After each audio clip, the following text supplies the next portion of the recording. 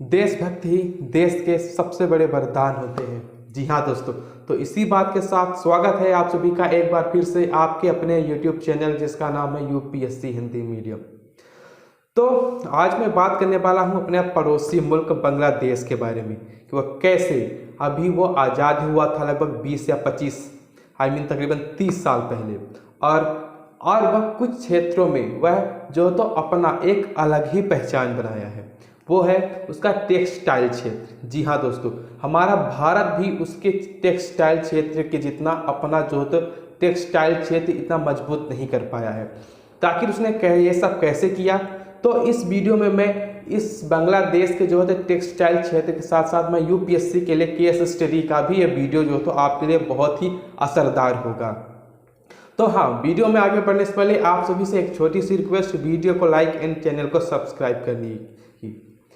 तो बांग्लादेश में बहुत से जो है तो भारत की जैसे ही एक महान देशभक्त हुए नूरुल कादर खान जी। जी हाँ दोस्तों, तो क्या आप नूरुल कादर खान को जानते हैं? अगर नहीं तो इस वीडियो में आप उन्हें बहुत अच्छे से जान जाएंगे। नूरुल कादर खान जी बांग्लादेश के एक सेक्रेटरी भी थे, साथ ही साथ वो एक देशभक्त थे। उनको हम एज ए सेक्रेटरी कम देशभक्त ज़्यादा बोल सकते हैं, क्योंकि बांग्लादेश जो आज वर्तमान में अपनी ख्याति बटोर रहा है वो सिर्फ उन्हीं की देन है। और ये जो महंगे महंगे कोट पैंट या फिर कुछ कपड़े आते हैं, ठीक है, तो वो मेड इन बांग्लादेश ही हैं। जैसे कि कुछ मेड इन इंडियाज होते हैं, made in China, made in USA, तो उनमें इन सभी नामों में मेड इन बांग्लादेश भी जो है तो एक अपना अलग ही लेवल पे है। जैसे कि वर्ल्ड पे हम जो रेडीमेड गारमेंट कपड़े हैं, ठीक है, जैसे कि कोट हो गया, पैंट हो गया, ठीक है, तो उसमें सबसे पहला स्थान आता है चाइना का। लेकिन नहीं, उसके दूसरे लेवल पे किसी और देश का नहीं, ना यूएसए का, ना जापान का, ना ही इंडिया का, बल्कि बांग्लादेश का स्पेस आता है। क्यों? आखिर बांग्लादेश इतना ज़्यादा इस टेक्सटाइल क्षेत्र में इतना अपना ख्याति कैसे बटोर लिया, वह कैसे जो है तो इस टेक्सटाइल रीजन में वह जो है तो कैसे इतना जो है तो डेवलप हो गया अभी। क्योंकि बांग्लादेश जो तो 1971 में अलग हुआ था, और अलग होने के साथ साथ वो बहुत सारी जो है तो आपदाओं से वह गुजरा, जैसे कि बाढ़ हो गया, वार हो गया, क्योंकि पाकिस्तान का उसमें जो है अभी अभी अपने बहुत सारे दांव पे खेलता रहता है। तो इतनी सारी कॉन्ट्रोवर्सीज के बाद भी वह जो तो धीरे धीरे वो कैसे विकसित हो रहा है, ठीक है। जैसे कि ये टेक्सटाइल क्षेत्र, बांग्लादेश का टेक्सटाइल क्षेत्र जो है एक बहुत ही अच्छा उदाहरण है प्रत्येक देश के लिए, साथ ही साथ हम सब नव युवकों के लिए भी। तो हम बात कर लेते हैं कि नूरुल कादर खान जी के बारे में। नूरुल कादर खान जी जो है तो वे एक बहुत ही बड़े दूरदर्शी थे, ठीक है। वे जब बांग्लादेश आज़ाद हुआ तो उन्हें पता चल गया था कि बांग्लादेश अब आगे किन परिस्थितियों से होकर गुजरने वाला है, और वहाँ के जो इतनी दयनीय स्थितियाँ थी, ठीक है। जैसे कि वो जो तो उसका लगभग आधा साल तो गंगा की नदी के बाढ़ के कारण ही उसका डूबा रहता है, ठीक है, और वहाँ झूठ बहुत ज़्यादा होता है। तो उन्होंने एक दिमाग लगाया और उन्होंने क्या किया कि अपने लगभग 130 लोगों को कहाँ भेज दिया? South Korea. वो भी किस लिए? टेक्सटाइल क्षेत्र को अच्छे से समझने के लिए, ठीक है, टेक्सटाइल क्षेत्र में अपनी ख्याति आगे बढ़ाने के लिए।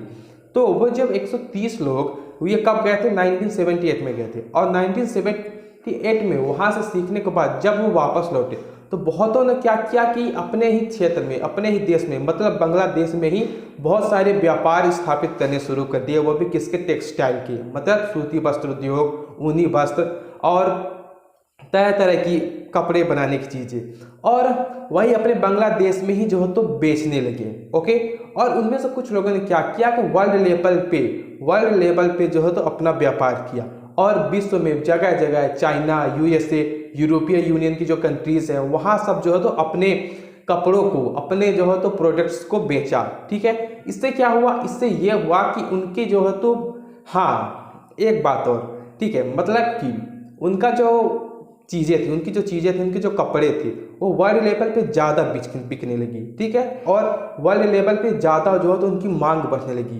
क्यों? हमारे इंडिया के पास नहीं था, चाइना के पास नहीं था, क्यों नहीं था? मतलब था उनके पास, लेकिन बांग्लादेश का ही प्रोडक्ट वे क्यों मांगने लगे, ठीक है, और बांग्लादेश का ही प्रोडक्ट जो है क्यों आगे उभर कर सामने आने लगा?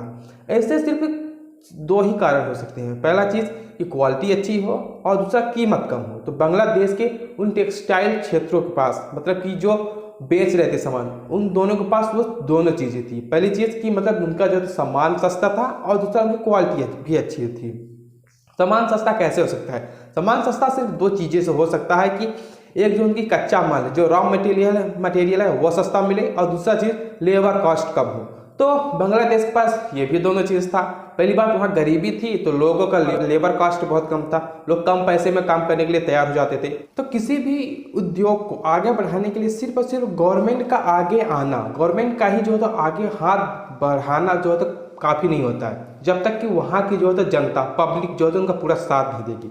आखिर गवर्नमेंट कितना कुछ करेगी? सिर्फ किसी भी उद्योग को स्थापित करने में गवर्नमेंट का सिर्फ 15% हिस्सा होता है, क्योंकि सिर्फ और सिर्फ स्कीम बनाना, और ज़्यादा से ज़्यादा क्या हो सकता है कि उनको थोड़ी बहुत इनकम की सहायता प्रदान करना, ठीक है, कि और पूरा मेहनत रॉ मटेरियल और भी जो चीज़ें होती हैं वो वहाँ की पब्लिक ही करती है। और जितनी ज़्यादा पब्लिक अपने से उद्योगों को आगे बढ़ाएगी, अपने से जो है उद्योग सेक्टर मतलब कि इंडस्ट्री खड़ी करेगी, ठीक है, उतने ही ज़्यादा देश आगे बढ़ेगा। और देश के साथ साथ जो तो लोग भी इतने ज़्यादा जो तो उनकी इकोनॉमिक स्थिति भी और ज़्यादा सुधरेगी। यही हाल था बांग्लादेश का, क्योंकि वहाँ गवर्नमेंट ही नहीं बल्कि गवर्नमेंट के साथ साथ पब्लिक ने भी पूरा का पूरा सहयोग किया।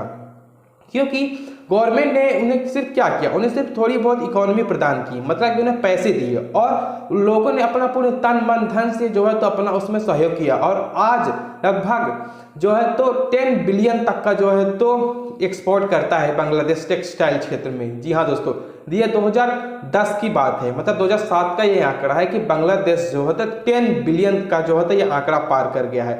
जबकि यही 1980 में बात करें तो वो सिर्फ 3.5 मिलियन था, मिलियन में वो भी कितना 3.5 मिलियन। और 2007 में बात करें तो 2007 में 10 बिलियन था, और ऐसा अनुमान लगाया जा रहा है कि 2025 तक यह ये 100 बिलियन के आंकड़े को भी पार कर जाएगा। जी हाँ दोस्तों, अभी हमारा इंडिया जो है इतना लंबा नहीं है, और ये जो है एक बहुत ही कंपटीशन वाली बात है, क्योंकि अभी जो है तो पहले स्थान पे चीन था तो दूसरे स्थान पे वियतनाम आ गया था बांग्लादेश को रिप्लेस करके। लेकिन फिर देखिए बांग्लादेश इतनी स्पीड से जो तो आगे बढ़ रहा है कि बांग्लादेश जो है तो वियतनाम को फिर से पीछे छोड़ के अपना दूसरा स्थान हासिल किया है। और अब बात ये है कि मैं वीडियो में बहुत बोल रहा हूँ कि ये बहुत ज़्यादा इम्पोर्ट करता है, तो आखिर ये इम्पोर्ट करता कहाँ है और इससे खरीदता कहाँ है, कौन है कपड़े? तो इसका सबसे बड़ा मार्केट है यूएसए और यूनाइटेड मतलब ये यूरोपीय कंट्री। जी हाँ दोस्तों, सबसे बड़ा मार्केट इस बांग्लादेश के कपड़ों का है यूरोपीय यूनियन और यूएसए, क्योंकि ये जो है तो अपने कपड़े जो है तो सस्ते दामों में बेचता है और अच्छी क्वालिटी में बेचता है। सस्ते दाम और अच्छी क्वालिटी, इन दोनों के बारे में मैंने अभी बताया है। सस्ते दाम मतलब लेबर कॉस्ट कम। आप देखिए 1971 में ये जो था इंडिपेंडेंस हुआ, और 1980 में 1980 में जो है तो 3.5 मिलियन के सिर्फ ये एक्सपोर्ट कर रहा था, और 2007 में जो है 10 बिलियन का आंकड़ा पार कर गया। और कुछ एक्सपर्ट्स का मानना है कि ये 2025 तक 100 बिलियन का भी आंकड़ा पार कर जाएगा, मतलब कि 100 बिलियन से भी ज़्यादा का ये जो है तो एक्सपोर्ट करेगा। तो बांग्लादेश जो है अपनी प्रगति पर आगे आगे बढ़ रहा है। तो ये जो तो कभी कभी अपने दूसरे स्थान पर रहता है, कभी ये जाकर तीसरे स्थान पर चले जाता है। तो बस अब देखना ये है कि बांग्लादेश जो आगे कितना आगे बढ़ता है। तो मैंने बहुत सी भी बातें की कि सरकार ने बहुत सी मदद किया, तो आखिर सरकार ने ऐसा क्या काम कर दिया कि बांग्लादेश का जो तो इंडस्ट्रियल एरियाज है वो इतना ज़्यादा डेवलप हो रहा है। तो सरकार ने ये किया कि उसने बहुत सारे मिनी प्लान स्थापित किए, ठीक है, बहुत सारे जो तो कारखाने स्थापित किए, प्लांट स्थापित किए, और साथ ही साथ जो लोग बेरोजगार थे, जो बांग्लादेश में बहुत से युवा वर्ग बेरोजगार घूम रहे थे, उनको जो थे इस सेक्टर में आने के लिए प्रेरित किया, और साथ ही साथ बहुत सारी को सुविधाएं भी प्रदान की, ठीक है। जैसे कि क्या हो सकता है सुविधाएं, मतलब कि उनको थोड़ा सा इनकम ज़्यादा दिया होगा, ठीक है, या फिर उनको सुविधाएं मतलब कि उनके रहने खाने की, उनके फ्यूचर प्लानिंग के बारे में ये सब चीज़ें उनको बताई होगी कि आप यहाँ काम करिए, इससे हमें भी लाभ होगा और आपको भी हम ये सारा प्रॉफिट्स बताएंगे, ठीक है। उनके बच्चों के लिए शायद बीमाएँ वगैरह ऐसा कुछ जारी किया होगा। और एक और बड़ी बात कि बांग्लादेश का जो है तो अपनी पड़ोसी देशों के साथ अच्छा संबंध, वो इंडिया के साथ उसका अच्छा संबंध है, ठीक है, चाइना के साथ भी उसका अच्छा संबंध है, जो बहुत बड़े उपभोक्ता देश हैं, मतलब कि कंज्यूमर। इंडिया में भी बहुत बड़ा जनसंख्या है और चाइना में भी एक बहुत बड़ी जनसंख्या है, तो इन दोनों देशों में उसका जो एक अच्छा संबंध है। इससे जो है तो वो अपना व्यापार इन दोनों देशों में जो है ला रहा है। और साथ ही साथ अब यूएसए हो गया, अभी मैंने बताया ब्रिटेन, फ्रांस, जर्मनी, ये जो यूरोपीय देश हैं वहाँ जो है इसकी सबसे बड़ा देश इज़ ऑन द वे। इस वीडियो में थोड़ी सी बहुत सारी इश्यूज हो सकते हैं, I am so sorry about that, क्योंकि मैं अभी इस टाइम पे गांव में हूँ और यहाँ पे बहुत सारी प्रॉपर सुविधाएं उपलब्ध नहीं हैं, तो वीडियो बनाने में थोड़ी बहुत सी इशू आ सकती हैं, तो उसके लिए मैं आई एम सो सॉरी। तो बांग्लादेश के बारे में एक छोटी सी इंफॉर्मेशन थी इस केस स्टडी में। तो मिलते हैं आप सभी से अगले वीडियो में, तब तक के लिए बाय। जय हिंद, जय भारत।